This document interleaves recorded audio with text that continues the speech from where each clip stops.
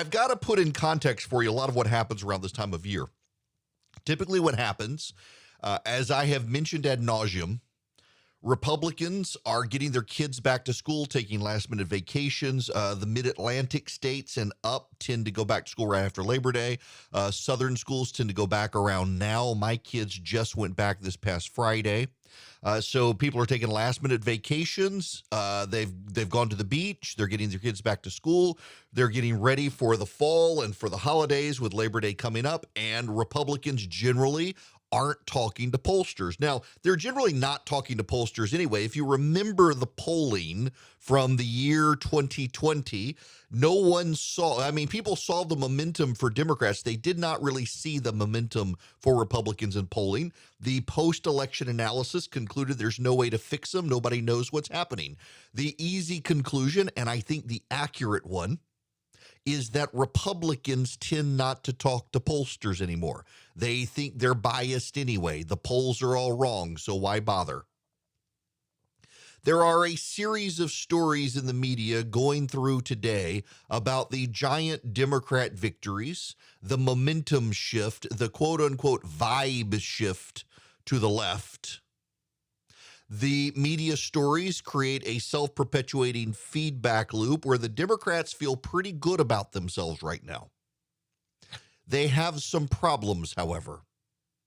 And the biggest problem comes today. 0.5% is the year-over-year number. The market was looking for a jump of 8.7%. To be clear here, though, guys, that is still, we're still sitting at 40-year highs for inflation in this country.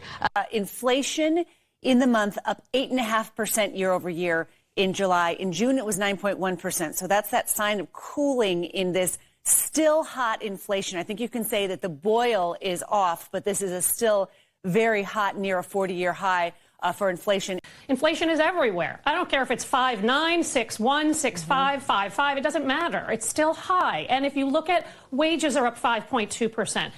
Everyone talked about rents. That's up, right? And unit labor costs were up 10.8%. And the core PCE is at 4.8%. So inflation is still high. Inflation is still high. Joe Biden is trying to spin this as zero inflation. Listen to this. Danielle, thank you. Before I begin today, I want to say a word about the news that came out today relative to the economy. Actually, I just want to say a number, 0. Today, we received news that our economy had 0% inflation in the month of July. Actually, we had 8.5% inflation in July, Mr. President. The issue, and that's a year-over-year increase. You don't measure things based on the last month with inflation because inflation is a volatile number. So you take year over year. I've talked about this before. The reason we don't look at inflation month over month is because if you looked at it month over month, well, the last month compared to the month before would have been even higher inflation. This month would be zero inflation. The reality is it's up 8.5% year over year, which is down from the 9.3 high, but still very, very high. The Biden administration, just like they're trying to redefine recession, is now trying to redefine the metric by which you measure inflation to make it look good for themselves. It's not a good number. This is Jared Bernstein, who was on Fox News earlier. Here's what Americans are dealing with. Eggs are up 38%, margarine 32%, flour 22%, coffee 20%, soup 19%, lunch meat 18%.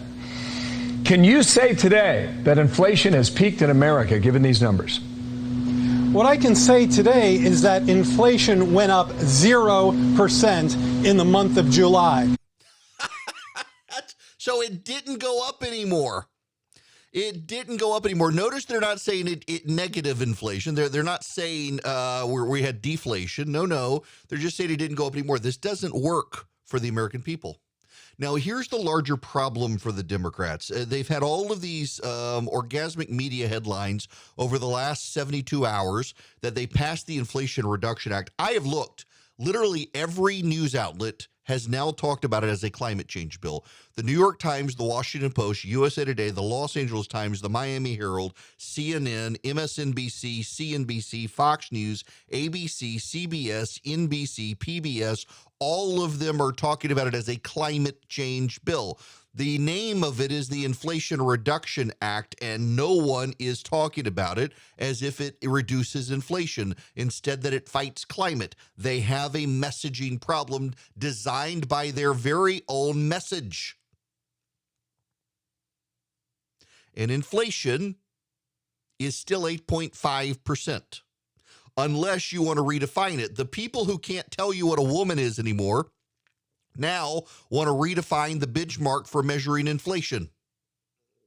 And these people are the ones quibbling with those of us saying there was a raid at Mar-a-Lago. It wasn't really a raid. How do you know? You can't even tell me what a woman is, and you don't know how to measure inflation anymore.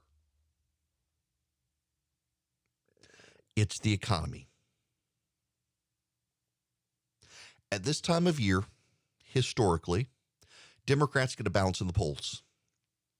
There are real concerns within the Republican Party that some of their candidates are too deeply flawed to win in November. It's true. You may disagree with that, but you should understand there is real concern. You can quibble with it, you can argue with it, but you should understand there is real concern in the Republican Party right now that some of its voters have in primaries picked the people least likely to win in November. But that affects the Senate, not the House. The House is going to go Republican. Inflation is all that matters to the public. I have played you audio recently from Frank Luntz. And Luntz noted 1 in 2 Americans cannot completely fill up their car with gas. 1 in 2 Americans cannot completely fill up their car with gas. 1 in 5 Americans gets to the grocery store checkout and can't buy all the groceries that they brought to the checkout counter because they can't afford them when they get the final bill. The reason we don't have any inflation right now from last month is because gas prices have gone down. The reason gas prices have gone down is because Americans have had to cut back because gas was so high. In addition, the world is slowing down economically. We are on the verge of a recession if we're not in one already. The Biden administration is crowing about there being zero inflation. This is economically peace in our times from Neville Chamberlain. The bottom's about to drop out. The Nazis are about to storm across the Rhineland economically. And we've got Neville Joe Biden Chamberlain out there saying we have zero inflation. The economy is about to collapse. And this is where we are. The Democrats are breathing real easy right now. They should not. The New York Times yesterday ran a story about the Democrats now have hope headed into the final 90 days of the midterm elections. It's going to be that hope that kills them.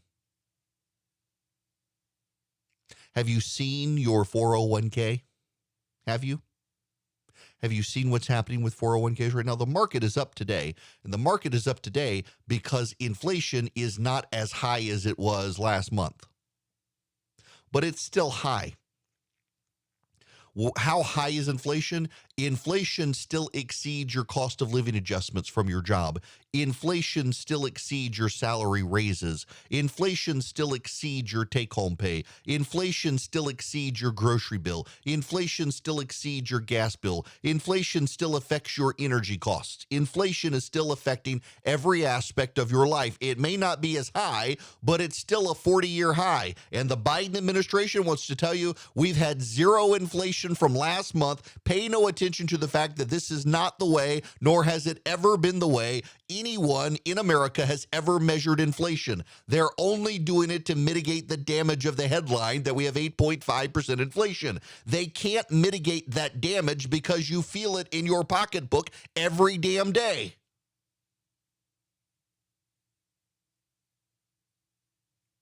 They can't mitigate that.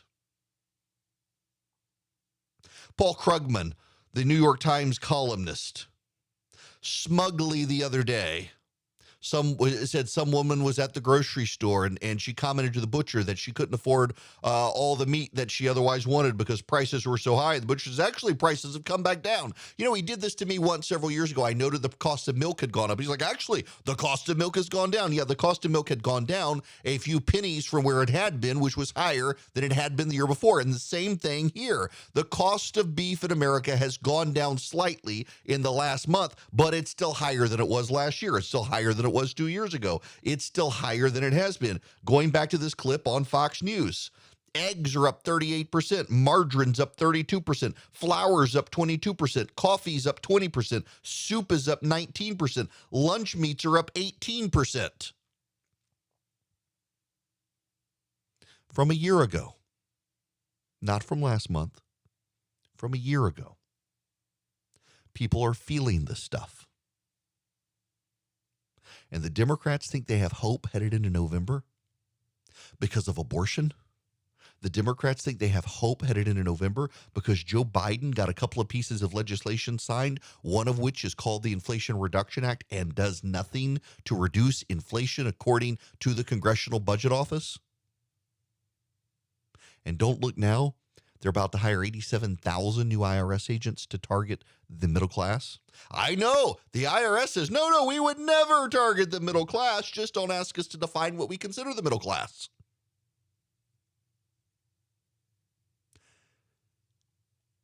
It's the hope that's going to kill them. At this time of year, Democrats tend to rebound in polling. You don't have to believe me for that. You can go to the Real Clear Politics polling average. It goes all the way back to before 2010, and you can see July and August, the Democrats tend to rebound a little bit in the polling. By the middle of September, the gravity of the incumbent party begins to take hold, and the incumbent party candidates begin to fall. And by November, panic sets in. It has always happened that way. The incumbent party in the White House tends to lose seats. There are a lot of people right now who say, we just can't figure out this election cycle. We just can't figure it out. We don't know what's going on. It doesn't feel like a normal election cycle. The reason is because Republicans aren't talking to the pollsters. They've given up. You yourselves admitted the polling was broken. You yourselves admitted after 2020 you can't figure out how to get the polls right. There may be some mitigation to the Republican wave. There could be. But they'll still take back the House. They have a really good chance of taking the Senate, even with flawed candidates. At the end of the day, people vote with their pocketbooks. And when the president tells them there is 0% inflation, and yet they feel the inflation still at the gas pump and in the grocery store, even with prices declining, they tend to feel like they're getting played by the party in charge. And this White House is the party in charge. This White House is the Democratic Party, and the Democratic Party, not the Republican Party, is going to have hell to pay in November. It does not matter how many cheery scenarios the Democrats spin the media into writing for them. The media always wants to give the propaganda line for the Democratic Party anyway. The fact of the matter is this. Last month, we had 9.3% inflation. This month, we have 8.5% inflation, both of which exceed all of your cost of living increases from your salary. So the reality is your take-home pay today is less than it was a year ago. You can't buy as much at the grocery store. Everything you buy is more expensive. Many of it is now of inferior quality when you can even find it because of the supply chain. And every single one of you remembers before Joe Biden became president and the Democrats took over Washington, that was not the case. And that's why the Democrats would be foolish to think they have hope headed into November.